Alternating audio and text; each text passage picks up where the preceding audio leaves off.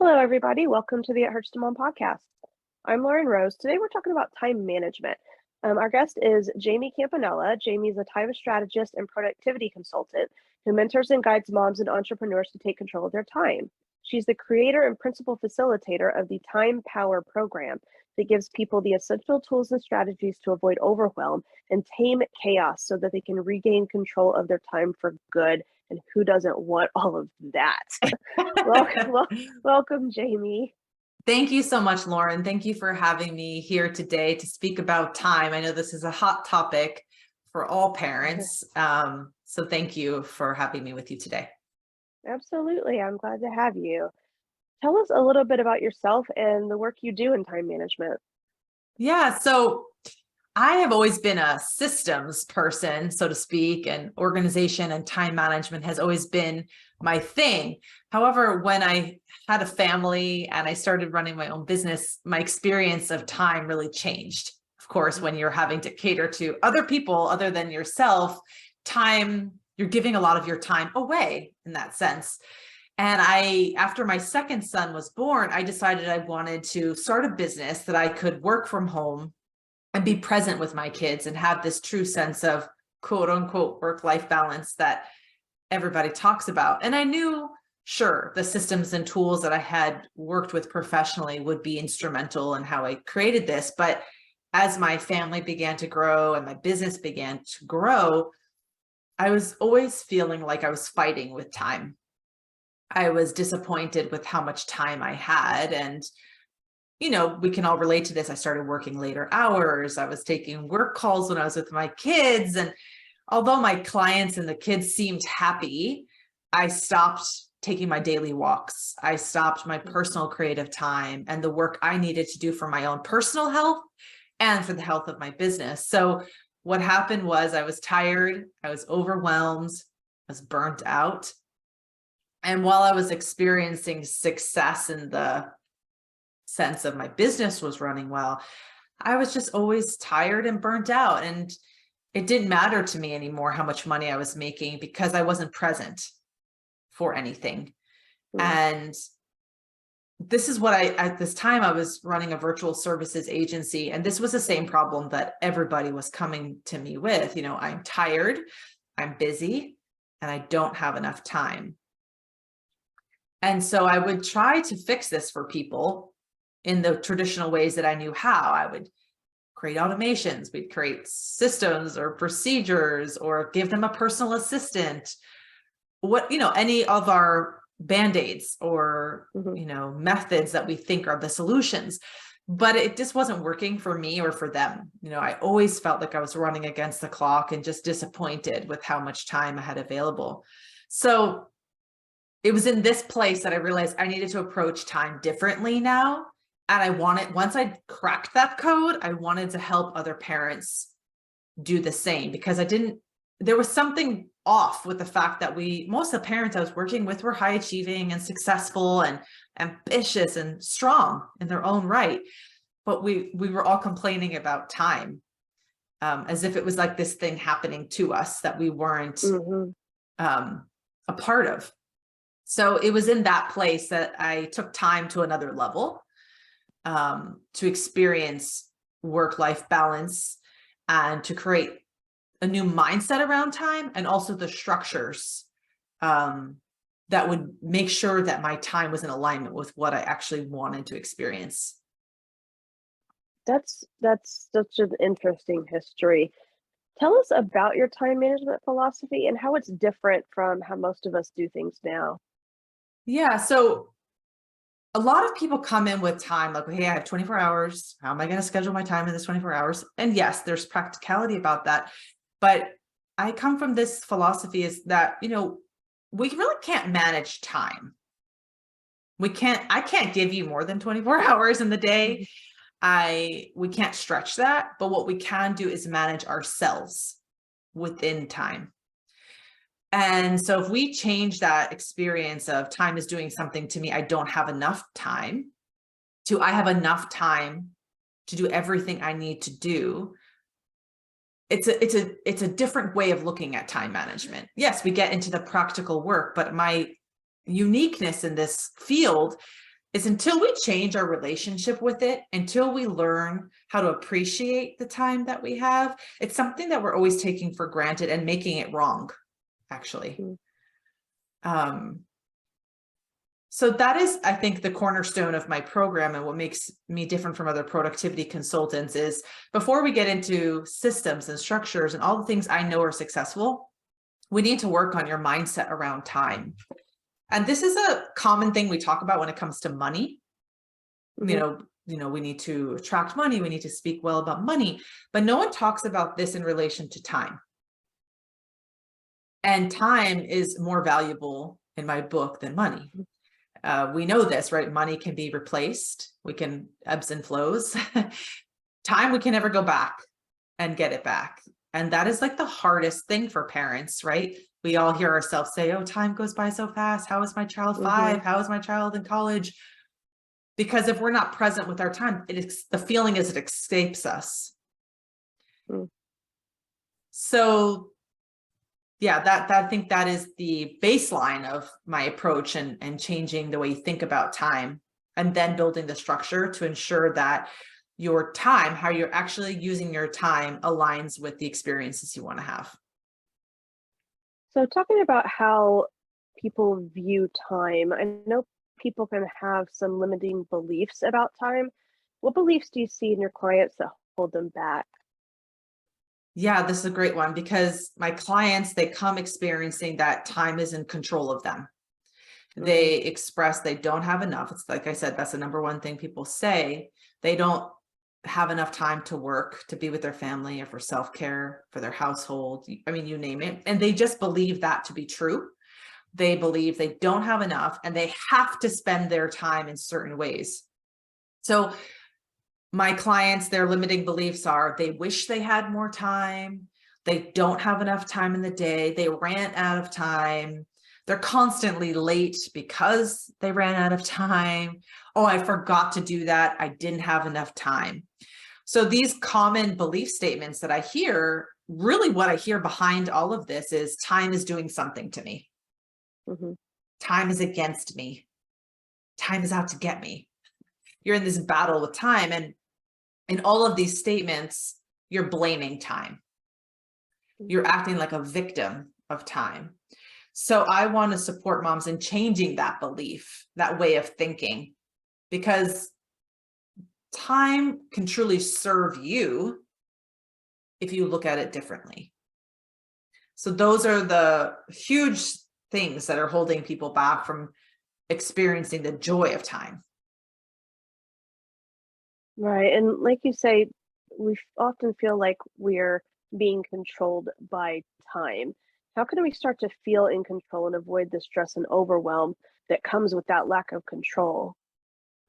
Yeah, this is a big one. And the first thing that I tell people, if you want to get back in control of your time, is shifting your mindset around time. And that means changing the way you speak about time, how you treat time, how you spend your time, and how you enjoy it and attract it. So one immediate change that you could make is around your language, and you can stop yourself from saying, I don't have time. So when you tell people you don't have time to do something, you're usually just failing to take responsibility for how you're using your time, how many hours there are in the day. So if we know this, you know, as parents, that the way we speak to our children, the way we speak to ourselves, the language we use shapes how we think and how we feel and how we interact. So to simply stop saying this phrase, I don't have time, it's a very powerful action, because the more we tell people we don't have time, the more we believe that. When we're in this constant cycle of time scarcity. So step one, stop saying it. And then a simple way to replace this sentence in your vocabulary are using statements that take responsibility. So for example, I'm sorry, it's just not a priority for me right now. When you say it's not a priority, wow, they've really evaluated this, or they know what their priorities are. Ooh, that's impressive. Or no, you can just say no in some cases. Or I'd really like to do that, but could we try for next month? or next year or whatever the case might be, but actions that you're taking responsibility, you're making a choice, not that you just don't have enough. So bringing responsibility back to yourself will help you feel in control. Oh, I'm in control. I'm making a decision. No, I can't sign up for another bake sale this month. But I would love to do it next month. Being honest with yourself and saying what's true. Right. That makes me think of a real life story that I heard in a leadership meeting several years ago. There was a leader of some sort who was late to an important meeting, but instead of saying, "Oh, traffic was terrible," or whatever the case was, he simply said, "I didn't leave early enough. I'm sorry." Mm-hmm. So I just love that because that is taking responsibility Exactly. of ourselves and not blaming time and other circumstances. I think that So, that's a great point yeah. also, because there are going to be things in life that are out of our control, like the traffic Mhm. jam. But how can you plan your time to be kind to yourself in the situation? So there are things we can do. And we often think so much is out of control, but so much really is in our control. Like in that Mhm. example, there's usually traffic at that time. So why don't you leave a little earlier? You can always do emails on your phone if you get there too early. But there are some things that can be avoided by taking responsibility and foreseeing what's this experience going to be like. And then when there are these unknowns, how do you respond to them? How do you take responsibility for the situation without blaming some external thing? Right. So as we're talking about kind of planning ahead, what are the benefits of including your family in scheduling? Yeah, this has been a huge success in my life because, as I Oh, mentioned, good. I'm a scheduling person. I like structure. But just because I liked it doesn't mean that everybody in my family was on board. So I had these Right.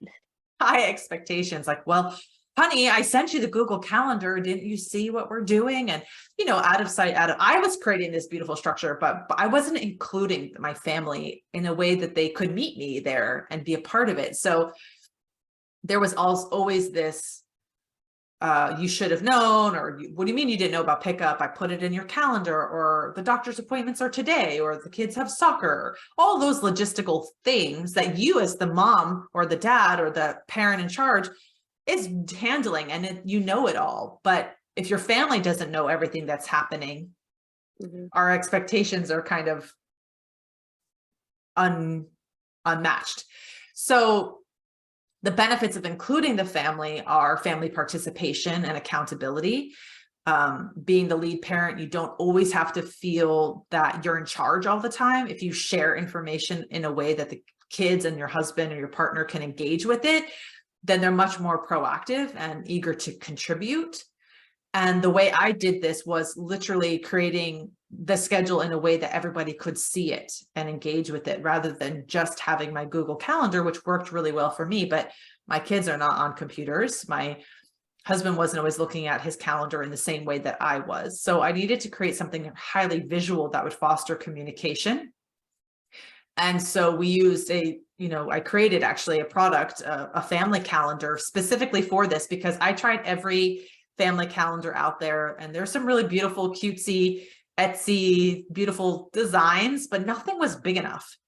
Writing in these tiny squares was not effective. Like, nobody could read it and nobody was looking at it because it was illegible. Mhm. So I wanted to create a tool that I could include the family. And so I created this jumbo size family calendar. It's a dry erase board, and I put it in a central location in our house. I put it in the kitchen. Everybody goes to the kitchen multiple times a day. So the benefits of including them was, there was new dialogue and engagement around things. So when everybody saw, like, oh, so-and-so has soccer, or so-and-so has a dentist appointment, then when we were having family dinner, it's like, oh, how did the game go? Mm. We were starting to talk naturally about the things that were happening in our lives.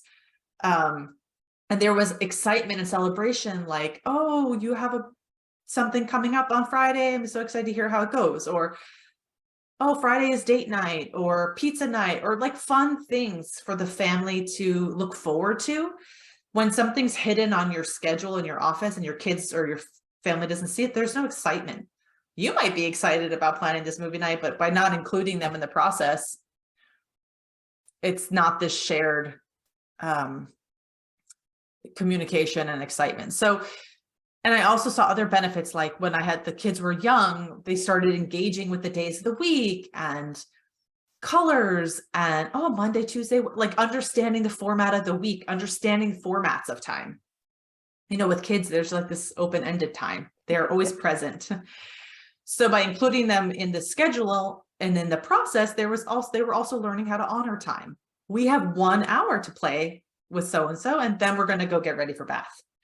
Like there was this new connection with routine that I saw happening.